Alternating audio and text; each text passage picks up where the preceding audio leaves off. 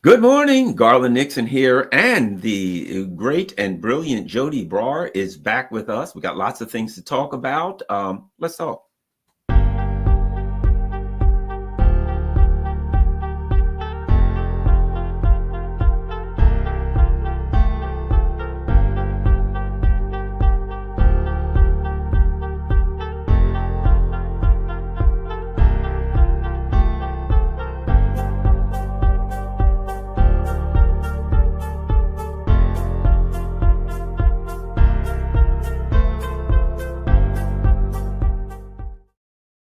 Hello, and once again, one of my favorite guests, and certainly based on the feedback I get on the channel, one of the favorite guests of a lot of our members of the chat. I always learn a lot. You know me, I love to learn. That's what life's about for me, and I learn a lot from Joti. She's studied some very important works for many years, and she's always able to apply that knowledge to things that are going on in the world today. So let's start with this, something that I know very little about, the UK elections. The only thing I know, this is the only thing I'll throw in about that, and it's not about the UK elections. There's the discussion in the US often now is this, the uniparty.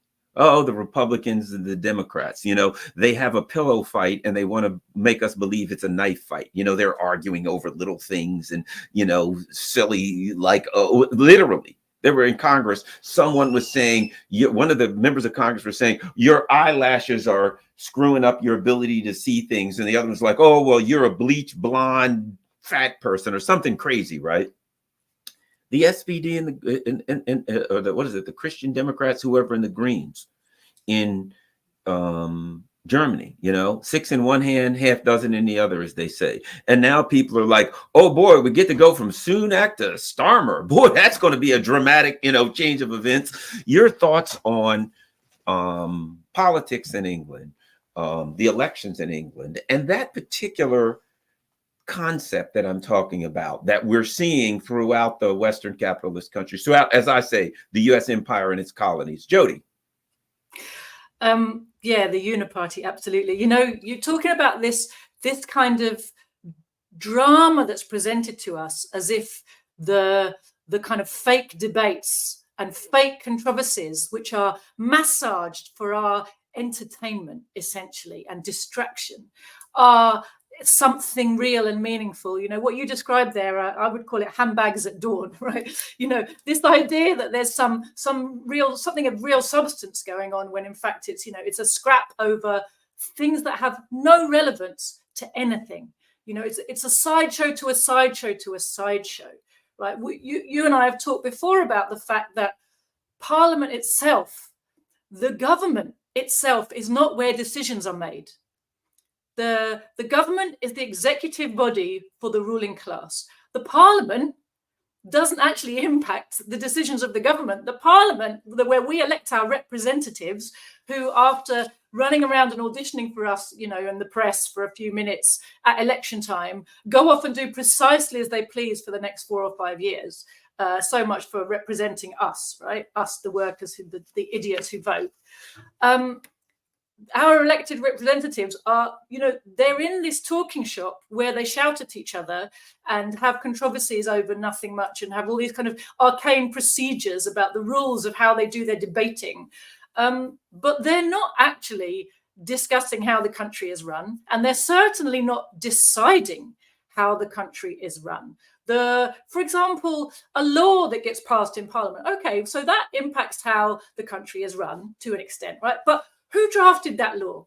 Well, if you look at some of the processes, what you find is lobby groups draft laws, and then they get MPs, who they sponsor, to sponsor the bill through Parliament. That's one of the methods. The government can draft a law through Whitehall. And remember, Whitehall is the civil service. The civil service is the permanent government. That is why in Belgium recently, they had this extended period where there was no government. And there was no problem either, right? Nothing was interrupted because the civil service is the one that runs the country administratively day to day, and they're all still there, right? Now, the civil service, the top civil servants come from the right families, the right schools. They are utterly impeccable status quo people, and you didn't elect any of them, and you don't know any of their names, right?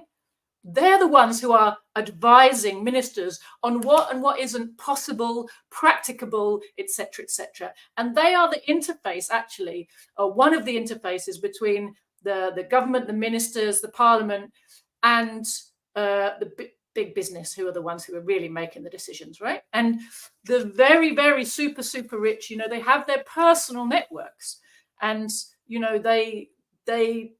they know the top civil servants. They drink with them in the clubs, and all of that, and the top generals, and so there's this interlocking ruling class that is not elected, not known, not featured in the gossip pages, not featured in the newspapers. We don't see them or the mechanisms by which they exert their authority. So Parliament is a talking shop, right? It's not a means for changing the country. That is a myth for us idiots. But when it comes to election time, the elections are the way the ruling class kind of massages the people it wants to be in number 10 Downing Street, which is, the Prime Minister's house, and to make sure that that basically things will continue as they need them to continue, right? We need this charade of democracy to keep the masses engaged and to keep them feeling that the status quo has some legitimacy, that we chose our leaders, and if we don't like them, we can choose different ones, right? That's what we're always told, isn't it? If you don't like your leaders, you should vote for different ones. And if, it's your fault. If you didn't vote, then you can't complain about how the country's run. And if you do vote, well, you voted wrong, and vote differently next time, and that will change everything, right? And of course, this is not true, but this is what we're told. And it's part of how social peace is maintained, right? We have this idea that the whole thing is democratic and therefore legitimate. And the workings of what's really happening are not shown to us. We are shown the politicians, right? And the politicians' job is, on the one hand, to do as they're told by big business. That's who they really serve. But on the other hand, to put on this charade for the electorate that they are responsive to public opinion. Now, of course, the whole thing about public opinion is what the newspapers tell us it is. Who knows what public opinion really is? When they do polls, we don't understand the methodology of who they ask and how they ask them. The questions are always loaded. The segment of the population that they ask is skewed. The reason for asking the question always has an agenda behind it, right? So the whole thing about consulting public opinion, they're all just mechanisms by which to let the politicians know what they have to be doing and what they should be shouting about and how they should best audition to keep their job as, distractor of the masses, right? And executor of the ruling class agenda. So we have this situation that's very useful for the ruling class of two main parties of power. And what happens is, when one party has been in power for a while, it's become very unpopular, for obvious reasons, that they enact the policies of the ruling class that don't favour the workers. So after a while, the workers are like, I hate this government. When they came in, they promised all kinds of things, but we've just had like 5-10 years of absolute rubbish, and I'm sick, and we've had loads of scandals about how corrupt they are and this and that and the other, and we've had enough of them. And so, yay, there's another party of power waiting in the wings to take over, who can, pretend to have a clean reputation and come in making lots of promises, and there's a changing of the guard. The actual agenda pursued is exactly the same agenda. In our country, the Tory party has been a party of government for a couple of 100 years, more than that. The Labour Party took over from the old Liberal Party. They were the Whigs, then they were called the Liberals. Then the Liberals basically died at the turn of the century, in the beginning of the era of imperialism, actually. And the Labour Party took over. And the promise of the Labour Party was that it was going to represent the interests of the growing and rising working class. And the working class had for a long time had this idea that they should have a voice in Parliament. And what's interesting is that the second the working class did start to have elected working class representatives in Parliament, whatever shred of meaning there was in the debates of Parliament, you kind of rapidly vanished. You know, you're looking at the era of monopoly capital. So more and more, the ruling class was getting smaller and smaller and smaller, right? But more powerful because of how amazingly rich it was. And at the same time, you've got this growing demand of the workers to be represented in the institutions. And so with these two things happening at the same time, you see this development where Parliament becomes a total irrelevance to the actual decision-making process. At the same time, our very first Labour government was in 1924, and it only lasted, I think, 8-10 months. And the leader was Ramsay MacDonald. And his main aim, so there was this great hope, like, oh, like finally at last, you know, we're going to have a working class government, and they're socialists and they're going to do great things for the British working class. The main aim of that first Labour government, in the words of Ramsay MacDonald himself, was to prove to the ruling class that the empire was safe in our hands. That's his actual words, right? So if you want to know the loyalties of the Labour Party, look no further than its first leader, Ramsay MacDonald, right? The empire is safe in our hands. That was his motto in 1924. And it has remained the motto, the goal of the Imperialist Labour Party ever since. The Labour Party was always a party which represented the interests of the privileged elite in the working class, not the masses. So the Labour Party makes a lot of noise about its traditional links to the trade union movement. And the trade unions in their turn say, we built the Labour Party, we founded it, we created it so that workers would have parliamentary representation. But what they leave out is the fact that the Labour movement, the trade unions, which founded the Labour Party as a representation committee for the unions in Parliament, were the craft unions. So at that time in Britain, there were two sets of trade unions, if you like. There were the old ones, which represented the interests of skilled, well-paid Labour aristocrats, as Lenin called them, the elite of the working class. And the masses of the working class were unrepresented for a long time. And then they started to create what were called general unions.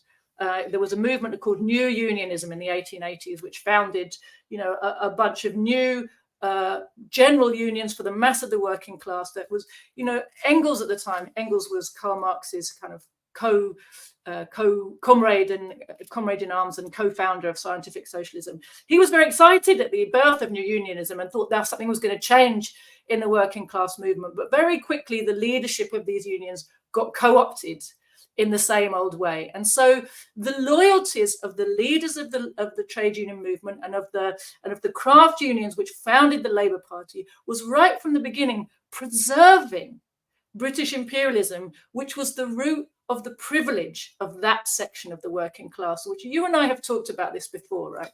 So when we look at this dance and this game and this kind of PR presentation of Labour and Tory, what we actually see is two parties which have exactly the same programme.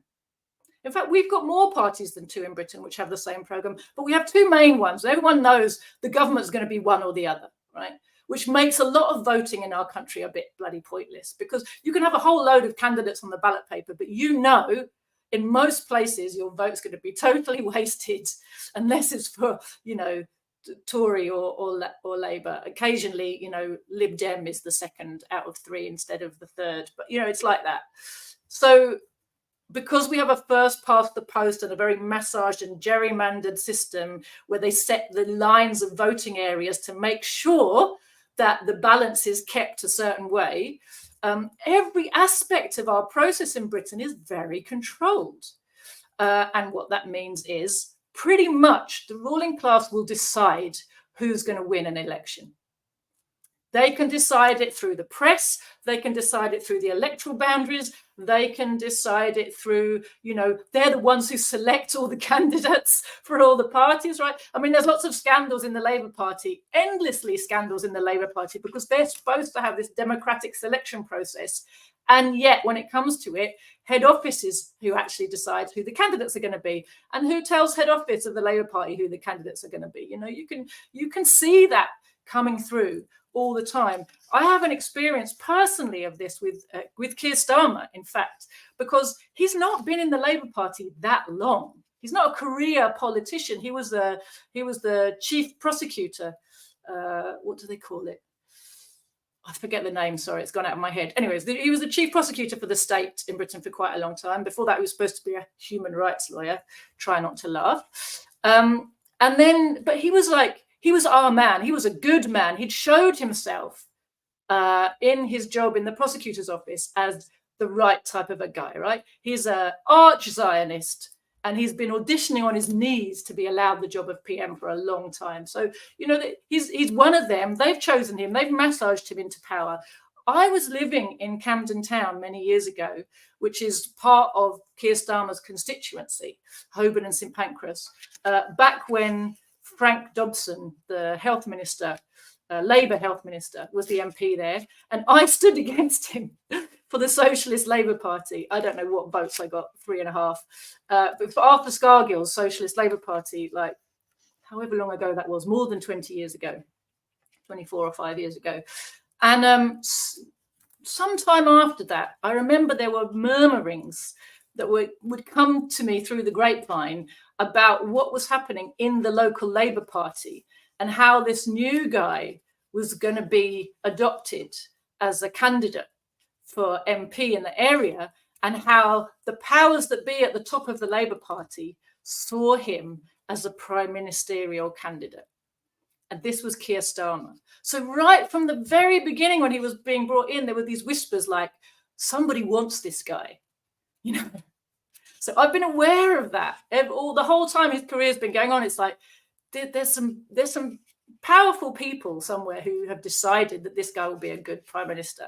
And right now, it's a very important moment for the ruling class to get a stable Labour government elected. The Tories have been in power a long time. They're very discredited. Their corruption and the fact that they've presided over so many horrible things, right? They presided over the Brexit, first of all, the Brexit fiasco and not getting Brexit done, then the promising to get Brexit done, but not really. Then obviously COVID and everything that went with that.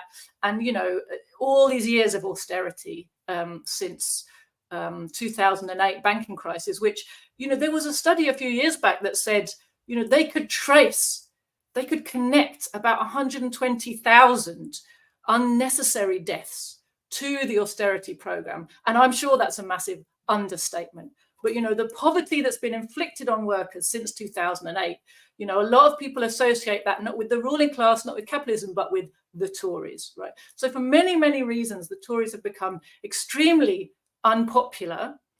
And with the cost of living crisis, going absolutely crazy, inflation going crazy, the government keeps telling us that, inflation's getting better now. But ordinary people will tell you something quite different about, how far their pay packet goes every month. And every single month they're feeling a downward tip, and the prices of everything keep going up. The prices of rent, the price of fuel, the price of essential foods, the price of all the things your kids need for school, of your bus pass, your rail fares. It now costs me to get on a train that takes 1 hour, 20 minutes into London and back, costs me now £100 off peak. Yep. If I want to go to London for the day on an off peak, so not in the rush hour, in the rush hour, it's like 150 quid. If I want to go off peak, it will cost me £100 to go to London and back in the day. And that's a 1 hour, 20-minute train ride. So, things are not getting cheaper for ordinary people, right? And they wonder why we have to stay in our cars. So it's clear the ruling class wants a Labour government now to take over, and particularly because things are going to keep getting worse for the working class. Things like the inflation crisis is not going anywhere. The economic crisis is going to get worse, not better in the coming period. And the war drive is accelerating also. So to try to keep a lid on all of this, Labour is the preferred party, precisely because the trade unions can be relied on to back it. Now, I remember, again, the same thing happened through the Tony Blair period. No matter what crimes Tony Blair's government and Gordon Brown's, which followed it, were committing in the world or against the working class at home, the line of the trade union leaders was, don't cause a fuss, don't rock the boat, because you'll let the Tories back in. And this is the game they play with us, like, oh, Labour is the best you can get as a worker, so you better pray for a Labour government. When the Tories are in, we're told that the cure for every single problem is to get a Labour government in. And when a Labour government is in, we are told, don't rock the boat, because you'll get the Tories back. The Tories being like this, the bogeyman, and Labour being somehow, no matter what they do, no matter what crime they commit, Labour is presented to us as the friend of the working class. And so it's very clear, I think, that the ruling class wants Labour in, and they want a stable Labour government. They want Labour with a big landslide and a majority. So all the press are telling us Labour's going to get a landslide, everybody hates the Tories. Labour's going to get a landslide, everybody hates the Tories. And that's part of the way they kind of tell us how to vote. Right?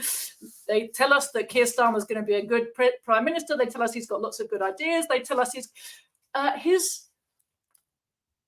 I'm going to get her name wrong, so I won't say it because I get them muddled up. I get some of the Labour drones muddled up. His shadow chancellor, the woman who will be the Chancellor of the Exchequer if Labour are elected, just announced that she wants to run the most business-friendly Labour government ever. I mean, that's up against some pretty stiff competition. And that's in a situation where it's not businesses that need help. It's the working class. It's the working class that's been absolutely screwed in the last 15 years. It's desperate. You know, we have horrific anti-union legislation in this country, very hard for workers to defend their rights or stand up for themselves, draconian, kind of anti-protest laws, and horrifically decaying public services and decaying terms, conditions, pay, pensions. Everything about working class life has got drastically worse in the last 15 years. And we've been told that the answer to all of this is a Labour government.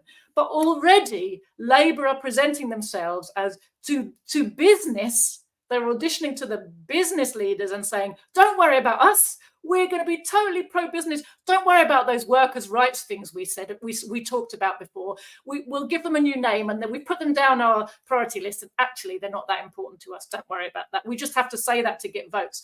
And the radical trade union leaders go along to the head office of the Labour Party and say, that doesn't sound too good to us. And basically the Labour whips say, get in line. And they go, okay, we're in line. Every single radical trade union leader in Britain who was talking a good fight 3 years ago is now lining up to back Keir Starmer, the arch Zionist who has said that it was okay, Mr. Human Rights Lawyer, who said in public back in December or November or whenever it was, that it was acceptable for Israel to do what it had to do to crush Hamas, right? Not the Palestinian people, including cutting off water and energy to Gaza, 2 million people. It's okay. That's okay, said human rights lawyer, arch Zionist Labour Party leader Keir Starmer. These radical, pro-working class, allegedly, trade union leaders are lining up to endorse this man and his party, all the war crimes it's committed in the last 30 years. And they're all lining up to say, well, we have to get the Tories out and we have to back Keir Starmer no matter what. It's in the interest of workers. How it's supposed to be in the interest of workers, I have never seen any of them make a cogent argument for it. They just say it. It's going to be better than the Tories. I beg to differ, personally. As you said, it's a uniparty. It's a massive fraud on the people. And I think the mass of people have actually worked that out, because during the last 40 years of steady deindustrialization, loss of industrial jobs in Britain, those people in the Labour Party did nothing to halt that decline or even sort of complain about it. In areas where traditional working class industrial areas where people voted Labour for their MPs and for their councils, traditionally, almost as a religion for decades since World War II, or even since the First World War, have stopped voting Labour because they found that their Labour representatives, their Labour councils didn't save a library. Their Labour MPs did nothing to save an industry, a factory, not even a job, not even a library, book. Those Labour representatives just kept their noses in the gravy train, their snouts in the trough, while the areas they were supposed to represent were left to rot. And huge numbers of working class people have stopped voting Labour. Many of them have stopped voting at all. And I think it's because they have realised that, I know it is, because I've talked to them on the doorsteps when I've gone canvassing. What is the point? They are all the same, these politicians. It doesn't matter who you vote for, you get the same result. And this is a correct conclusion. This is not apathy. It is cynicism. We have not yet moved from a cynical approach to politics to a demand for working class politics. This is the gap that we still have to jump with a lot of these people. But I think their conclusion that there's nothing to be got from the parliament, that there's no point turning out to parliamentary elections, and that Labour and Tory are all the same, are absolutely correct. And what we do with that then is another thing. And just lastly, on the question of the elections, I do think that we should point out that since voting, as they say, if voting changed anything, they'd have abolished it. Since voting is not going to change the system, it's not going to get us the things that we need. We can't affect the real levers of power through the bourgeois parliament. Is there any point voting? Many times I would say, no, there isn't. We've just got to organise the alternative. But in this particular juncture, with the genocide ongoing, and almost all of our parliamentarians, with the honourable exception of George Galloway right now, complicit in this genocide, then there's a wave of independent candidates being put up who are anti-Labour Party and anti-genocide.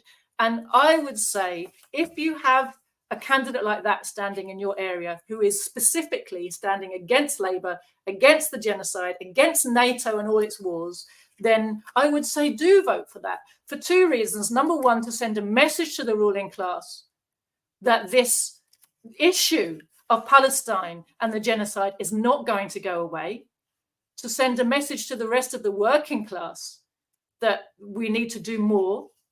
But also, I would really like to see a result out of this election whereby Labour lose enough votes from enough people that they don't get the stable majority that they want to just run things their way. What I would like, the ruling class's way.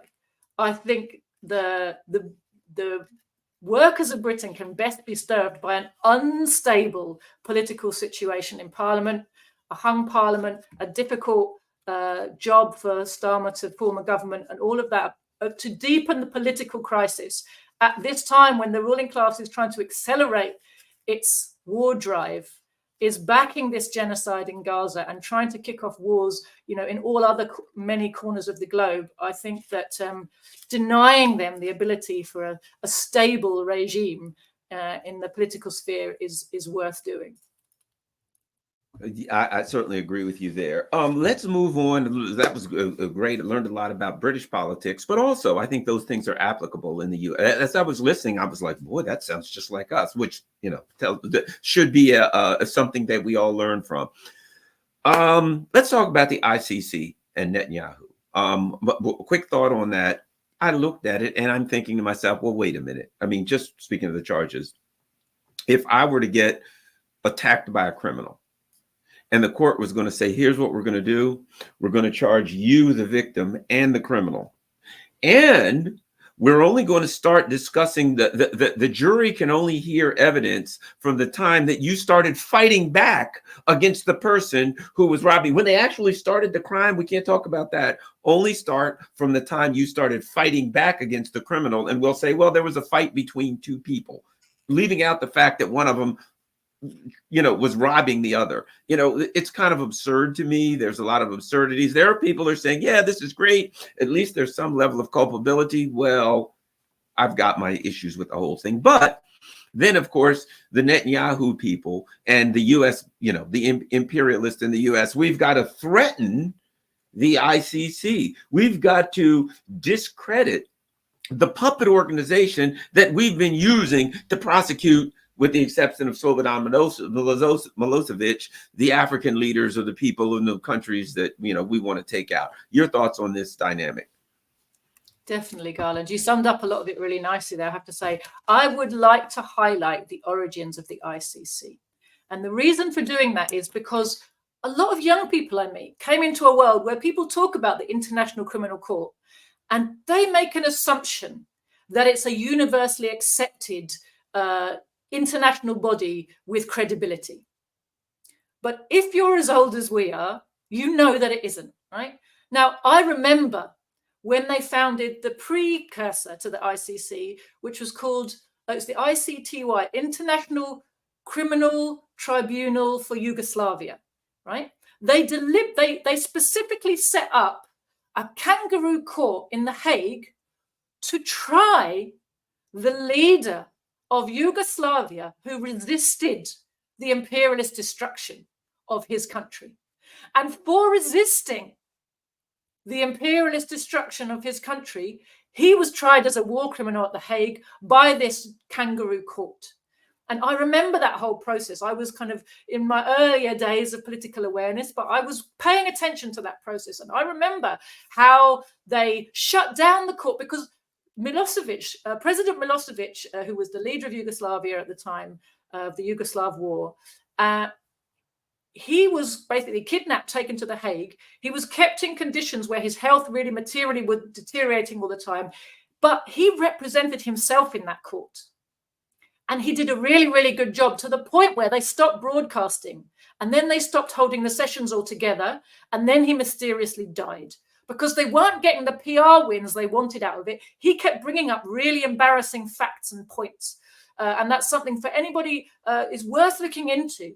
Some of the transcripts from that trial and what really went on there. Go back and look at it and find out, where did the ICC begin? It was this kangaroo court, right? And after that, there was this Rome statute or whatever. There was some kind of, a cobbling together of imperialist powers and their proxies around the world signed up for this Rome statute that established the International Criminal Court. Now, what's interesting to me is, why was the International Criminal Court needed when there's already an ICJ at the UN, right? That actually is officially signed up to by every member of the United Nations, right? Part of their structures should be the body, right?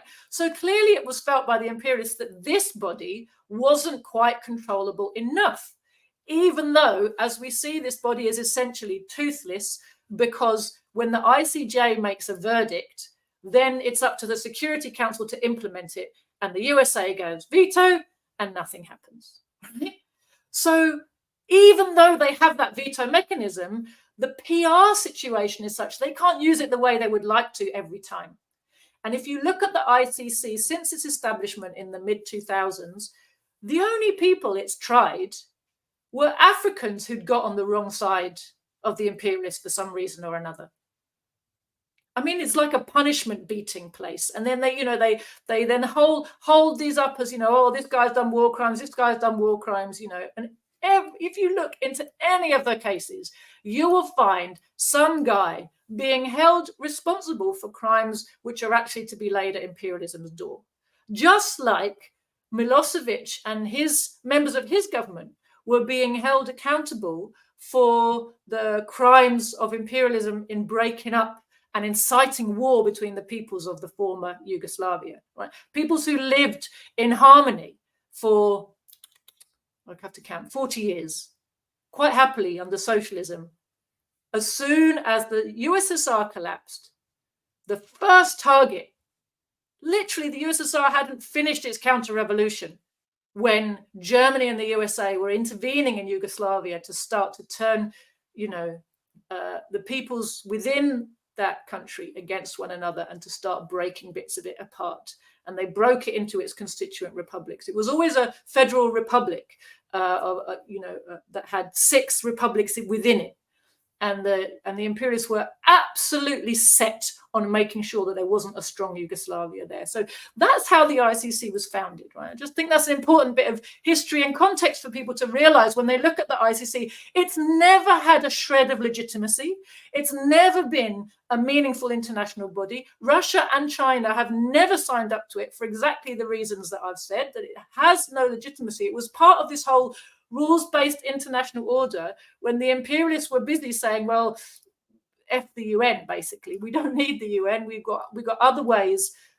We can do what we want without them. But they wanted to retroactively kind of give a blessing to some of their activities in Yugoslavia. So they set up this tribunal.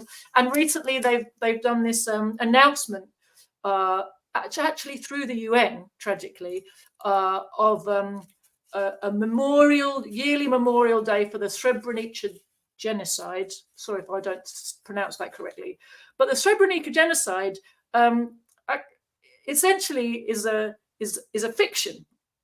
A lot of mass killings happened in Yugoslavia during those wars, but the narrative that says a mass killing in Srebrenica took place, which was carried out by Russians and Serbs against Bosniaks, that is a lie. That again is a lie which was established by the ICTY in its propaganda campaign against Milosevic and his government, the people who stood up to the imperialist destruction of Yugoslavia. Right. So again, we're seeing today a new part of this genocide. We project our crimes onto our victims is how imperialism works, right? And the fact that they are doing this while they are carrying out an actual genocide in the full glare of publicity and protecting the people on the ground and arming them every day, a boat and a plane of weapons turns up from the USA to Israel to keep that bombardment going. And we've seen the latest horrific pictures coming about that. So I think the pressure builds up, even in these puppet institutions, because of the force of the resistance on the ground. Fundamentally, it's resistance that breaks the narrative. Resistance pushes its way through. When wars don't end quickly, the narrative is harder and harder to control because facts leak out, images come out. And of course, in these days of social media, images are coming out fast and furious if you want to go and look for them. And as much as the mainstream media tries to hide from that reality, anybody who wants to get plugged into that stream of information can do so, can find it and can see for themselves what's really going on. And so you have this kind of contradiction, because since there is such a thing as an international criminal court, however kangaroo it is, it's going to come under pressure from people. Well, there's this crime going on. In fact, the investigation of the ICC into, I think what they called it, the situation in Palestine, began 10 years ago. It didn't begin in October the 7th. They've been carrying out an investigation for 10 years. And just this week in The Guardian, the London Guardian, there was an investigation published which showed how, for the entirety of that, I think 9 years, the Zionists have been targeting, bugging, harassing, blackmailing members and leaders of that investigation to try to get them to stop. They were obsessed with making them stop, even though it's a tame court, even though it can't really do anything against anybody in Israel. They have always been aware that one of their strongest suits is the public relations facade that Israel and its backers in the West have presented to the world about the only democracy in the Middle East, and how facts on the ground, the persistence of the Palestinian resistance is chipping away at the credibility, chipping away at the foundations of their good standing, the good standing of Israel in the world. And that was already a problem 10 years ago. And of course, now it's exploded and it's never coming back. They're never getting legitimacy back. They're never going to be anything other. For as long as there's an Israel, it will be a pariah. There's no way back from that now. But we see this outrage, and it's really, I see it as a, what's that word? Impotent rage. But with that impotent rage, you know, it's that unreasoning, impotent rage leads people to issue these really kind of terrifying threats, right? So we had, first of all, before we were listening to the Israelis say, we'll come for you, we had this letter, didn't we, a month ago from 12 congressmen in the USA saying to the ICC, if you do this, you'll be targeted, all your assets and your family, you'll never be allowed in the States. You have been warned. Like, that's literally how they signed off their letter. You have been warned, like members of the mafia, right? And then we hear about all of this bugging and blackmailing that's been going on by the Zionists against the ICC prosecutors for 10 years. And then we have this kind of burst, another burst of outrage from the Israelis, from their backers in the West. How dare you, they say, how dare you say there's an equivalence between Hamas and us? We're a state, we're a legitimate democracy, they're terrorists. Well, of course, as you point out, Garland, how dare they actually present the oppressed and the oppressor as equivalent? The truth of the matter is, all the rights are on the side of the Palestinians, including on the side of the banned terrorist organization Hamas. Why? Because Hamas is part of the Palestinian people's national liberation movement. It's part of their just resistance to illegal occupation and repression. And in international law, the right to bear arms against your occupier and oppressor is enshrined. The Israelis, who are illegally occupying Palestine, have no rights. Their right is you may withdraw and you may pay reparations. That is it. Those are the rights that Israel has in this case. So all of the outrage, how dare you, how dare you, how dare you, is a kind of, it's a frustration, and it's an impotent frustration at the fact that the narrative has spun away from them and the truth is coming out, as truth will. I mean, it's taken a long time, Garland, and it's been building for such a long time. You know, back at the time when Israel attacked the boats that were trying to break the siege of Gaza, and you wouldn't believe it's like 10 years ago. But I remember writing at the time and thinking, Israel's days are over now. And yet somehow they sort of seem to cobble together a kind of, you know, another period of what looked from the outside like calm. But of course, the Palestinian resistance, the Palestinian people's determination to get their freedom has never gone away. And that is the real driving force of all the changes we're seeing. And this build towards the end of the legitimacy and ultimately the end of the existence of Israel is an unstoppable historical, you know, process. And we are seeing, I think, coming to a real kind of culmination at this point. Related to that, great stuff. I learned a lot about the ICC, and I'm sure a lot of other people did. So I'll be able to utilize that on some of my other radio shows and pick up a little bit of it. Very, very, very important points of discussion here. Yemen, the Ansar Allah, they have expanded their operations. They're now hitting Mediterranean ships in the Mediterranean. Your thoughts about the Ansar Allah movement and the importance of the role they're playing in this current conflict in West Asia? It's a really good question. And, you know, I think there are a multitude of really important points, really important roles, that the Yemeni people are playing on so many levels. Because on the one hand, they are showing what real solidarity looks like. We refuse to allow the genocide to continue, and we will disrupt, physically disrupt, and we'll put our lives on the line to do it, and everything we have on the line to do it. We will physically disrupt the Zionist war machine in any way we can. So that's one. They are showing to the workers of the world what non-cooperation really looks like.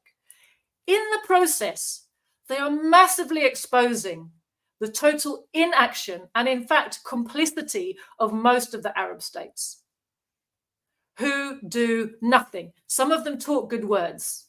Some of them pretend to cut ties or pretend to cut supplies, but let them carry on all the same. You know, in behind closed doors, you know, it's business as usual. So they're being exposed. And the anger of the people of the Middle East is being thus further fueled from two directions. And on the other hand, the confidence of people everywhere who oppose imperialism is growing because of the actions of Ansar Allah. Because what do we see? Number one, although they're poor, they are determined, and they have shown that they will not be beaten. So that gives us all a lesson, doesn't it? It's not about how rich you are. It's about, can you unify your forces and point them all in the same direction? Because if you can, the imperialists cannot stop you. That's a really important lesson to all of us. Number two way that they're boosting all of our confidence is, we've talked about this before. US empire, like the British Empire, the imperialists are, of course, they had technological dominance, which started to be smashed with the Soviet Union, has been again smashed by China, and technology is leeching around the world, and the technological dominance is being shown to be over. But more than that, since the fall of the Soviet Union, the USA dominated the seas and it dominated the skies. And what have Ansar Allah done? They have made the seas accessing Israel unpassable to ships that are either Israeli or allied with Israel or helping Israel in any way. Unpassable. So that sea dominance has been totally exposed. It's not what it was. It's not what everybody thought it was. All these huge aircraft carriers, and they have to get out of the way for fear of being hit, because they run out of anti-aircraft missiles, and then they're sitting ducks. And then they are however many $1 billion, you know, what would you call just a floating target. It's like that US senator described the US F-35s as $1 billion paperweights. Right? Suddenly, the reality of this system and its apparent overwhelming firepower is exposed. The other dominance they have was in the air. And what's happening? Okay, the Yemenis, like the Hezbollah, don't have an air force, but they're mastering the use of cheap drones, and it's equalizing the airspace picture. They have Ansar Allah have brought down 6 Reaper drones. 6. These things cost a fortune to make, and they're crucial to American domination of the skies. They're part of how they work out where to fire, where the targets are, what's going on, part of their whole surveillance thing. They're supposed to be, you know, the absolute bee's knees in terms of, you know, dominating the airspace of the battlefield. And Ansar Allah, the guys in the mountains with the flip-flops and the Kalashnikovs, have brought down 6 of them, right? So this is serious. And this shows you how the balance of forces in the world is shifting. The drone is becoming like the Kalashnikov was in the former era of national liberation struggles, the great equalizer.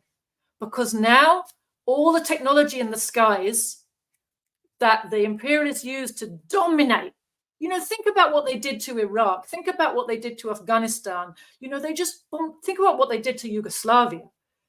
Overwhelming Libya, overwhelming blitzkrieg from the skies, pulverize you into dust before they ever send a boot on the ground, right? Now, of course, even in those scenarios, the imperialists were finding that boots on the ground didn't get them the stability they wanted. As soon as they put a boot on the ground, the boots face other boots, and then there's a problem, right? But they can pulverize your society from the sky with impunity. And that overwhelming firepower and the threat of that firepower kept a lot of people in line for a long time. And now it's like, okay, so what we're seeing is a combination of tunnels and drone knowledge enables you to essentially level this very unlevel playing field to the point where all of the advantages that the imperialists thought they had suddenly become disadvantages. Suddenly, because if it takes them a year to produce, I don't know how long it takes to produce a drone, so I haven't looked into it, but it's going to take X amount of time. They don't produce that many. They're hugely expensive, and you can shoot them down with a missile that costs you $2,000, then that's unsustainable. You've got loads of those missiles. They can't keep up with your production. The whole thing doesn't work. And we saw this with the Iranian retaliation to Israel last month. With all of those drones that they flew, they were old technology. They were slow. They weren't difficult to detect, but they were incredibly expensive to shoot down. What did I hear? That between them, the USA, Britain, and Israel all mobilized everything they had that night to stop Israel from being pulverized by all these drones which were coming.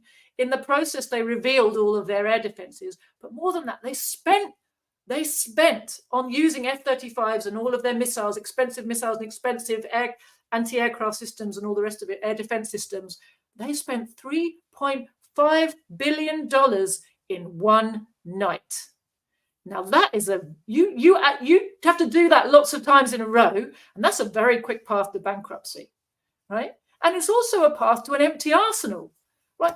These aircraft carriers, again, they have a certain amount of air defense.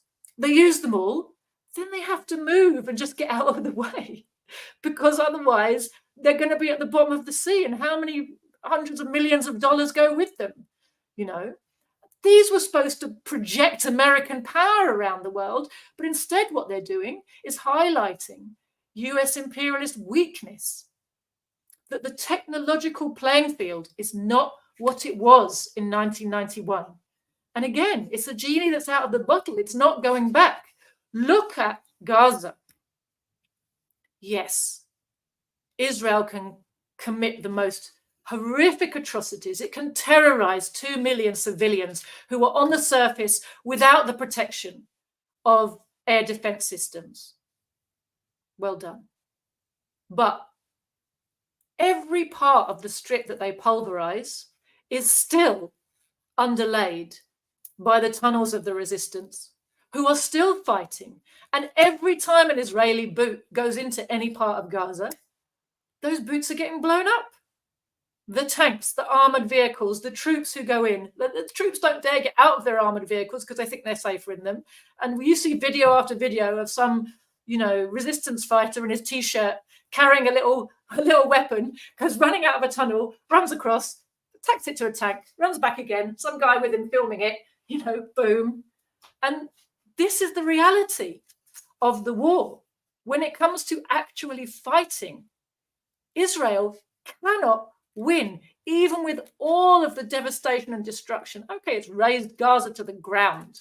It's doing its best to raise the people also. But I genuinely don't think it's physically capable of doing what it would like to do, which is destroy all of those people. It's not possible for that to happen. They're destroying a lot, and it's horrific and horrible to watch. But in the process, they're destroying themselves far faster, actually, than they're destroying Palestinians. And they're destroying the U.S. empire. No, excuse me. They're not destroying the U.S. empire. They are an element of the U.S. empire. And the imperialists, I think, are desperate because they understand that they have extended themselves. One of the things I talk about is empires contract, empires expand. They try to expand up to the Russian border. Ukraine is part of that expanse. And the Russians said, no, that's not going to happen. And they're being forced to contract. I think the big horror of the imperialists, the U.S. empire, the big fear of them is that basically an argument that we can do anything we want, nobody can stop us. right? Nobody can stop us. Anything we want, any way we want. We control the narrative. We control everything. And here's one of the things we're going to do. We expand as we please. The discussion about Ukraine is any country can join anything they want. Well, not in South America. We have the Monroe Doctrine, and that says no one in South America can do anything we don't. We tell them our entire hemisphere. If we say you can't do it, you can't do it. However, Ukraine can be a member of anything. They're a democratic organization country. They can do whatever they want to, which means we can take Ukraine and we can expand up to the Russian. It's really not about Ukraine. It's saying the US empire can expand anywhere in the world as it pleases, and no one has a say in it. And the Russians first challenged that rhetorically and said, no, you can't do it.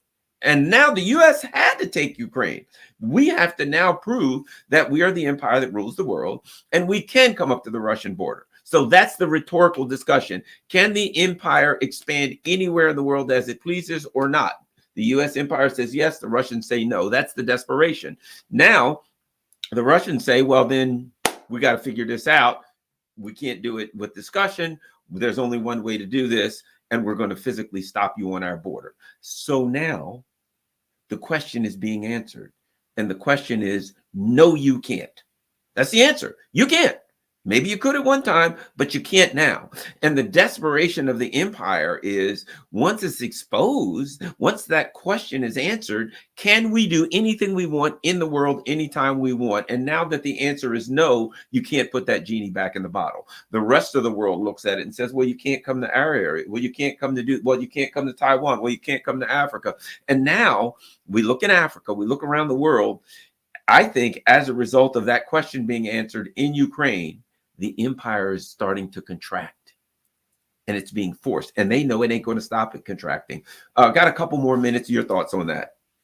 It's definitely not going to stop contracting, Garland. You and I have talked about this a few times. You know that this is a culmination of a historical process that's been going on since World War I. The decline of the system of imperialism has been ongoing for a century, and we are now in, I would say, we're looking at the denouement of that process, because the last surviving strong imperialist power is now becoming weak at the core.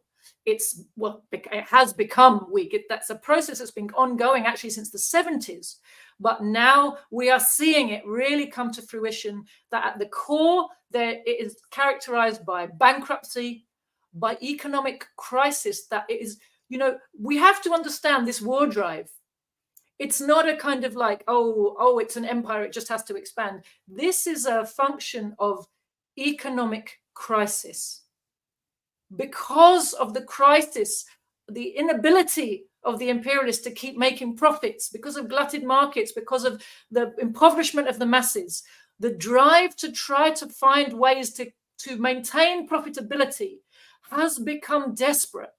And how do you do that? You do that by conquering markets and subjugating them. You do that by war as a business, right? By destroying things on such a scale that they need rebuilding, and that revives your markets for a while, right? And you do it by conquering territories and looting them rather than trading with them for their raw materials. So you get super profits through loot. Imperialism is a system of global looting. That's how you get such big profits from it, right? It's a way of maintaining profitability through looting rather than buying and selling. Right? You want the raw materials at the cheapest possible price, and just what Russia will sell you its energy for versus how much profit you would get from that energy if you were just there, just taking it.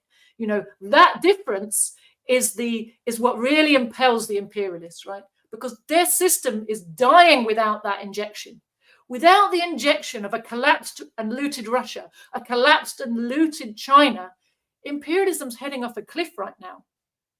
It is heading into economic crisis from which it cannot extract itself other than through massive wars and massive destruction of already existing wealth, massive destruction of means of production, massive destruction of livelihoods and infrastructure, massive destruction of people who they talk about as useless eaters, right? They can't give them jobs. Why can't they give them jobs? Because they can't sell the stuff they've already made. Why can't they sell the stuff they've already made? Because they made the people too poor to buy it. You know, they're in a downward spiral they can't get out of. And everything they try to do to get out of it makes it worse, because all the measures to try to keep the rich rich inflict further poverty on the poor. And what does that mean ultimately? Ultimately, when you inflict more poverty on the poor, you're making your market for your goods smaller. The poorer the poor get, the less stuff they can buy. So every day, when the ruling class is trying to keep itself above water by pushing the burden of the crisis onto the poor, they're making the situation worse. They're making the crisis deeper. They're making the explosion that's coming bigger. Right? And that's what you have to understand about the whole thing. It's driven by economic crisis, this desperate drive to war.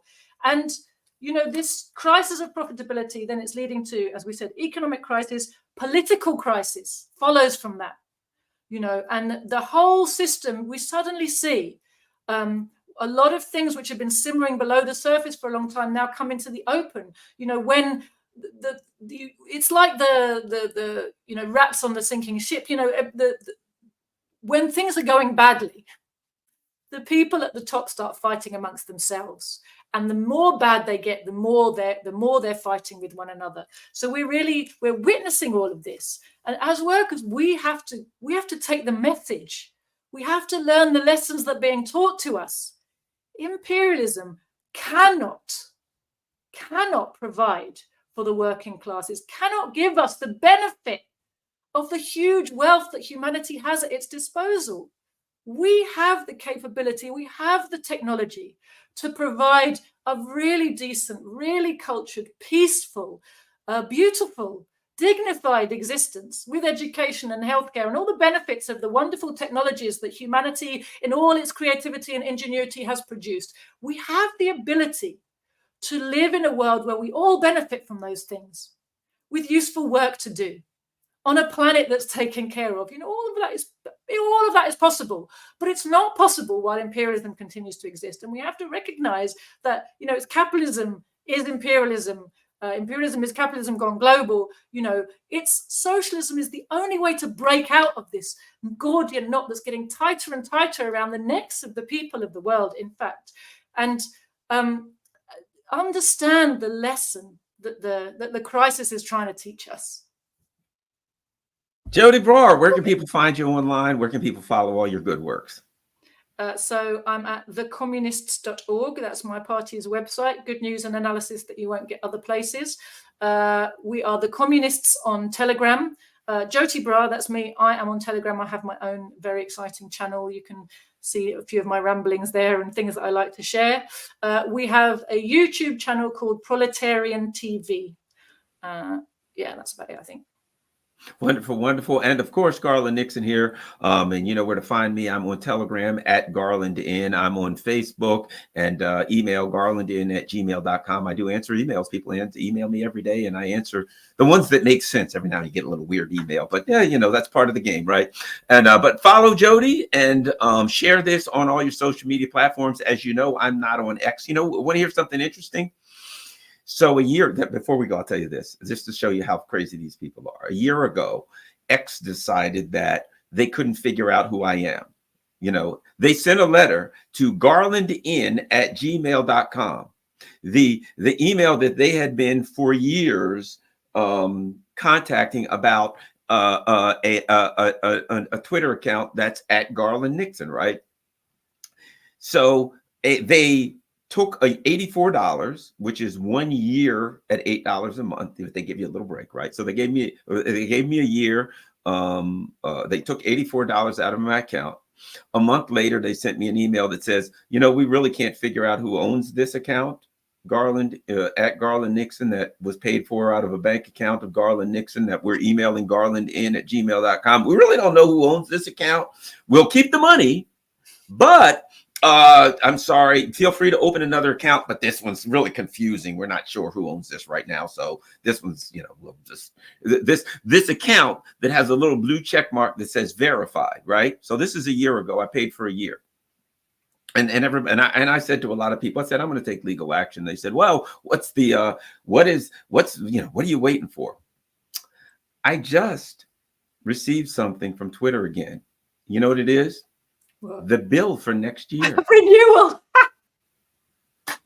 They're renewing the account at Garland Nixon that they have no idea who owns it. Therefore, I can't access the account.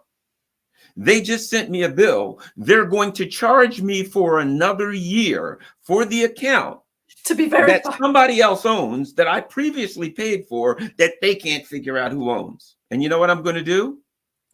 I'm going to pay the bill. And then I will be in a position to act. But at any rate, isn't that interesting? They don't know who owns it. They have no clue. But somehow I guess they figured I'm doing charitable work for whoever this Garland Nixon person is. And it's interesting. First, they send me an email that says, "Dear garlandin@gmail.com, you need to change your password because your account has been compromised." So I put the information in and they're like, come to think of it, we don't even know who owns this account. Clearly, it's not you. And I'm like, well, you sent me an email asking me to change my password. Why would you send me an email to an account if you don't know who owns it? So I've got to pay again for this account that I don't know who owns. I'm looking forward to the outcome of this battle. Makes it a little more difficult for them to make that argument, doesn't it? That's right. But we got to take them by their word. They don't know who owns it. They're unable. They are selling a service that they're unable to provide by their own admission, unless they just come out and say, well, no, we're lying, we really did that, which again causes another problem. At any rate, thank you very much, Joti. I'm having fun with Twitter. I've been waiting for a year for this, and now it looks like they're going to do exactly what I predicted that they were going to do. They're going to charge me another year, and I'm going to pay it. Thanks a lot. Talk to you soon. Joti Brar, everyone. Hey, we're out.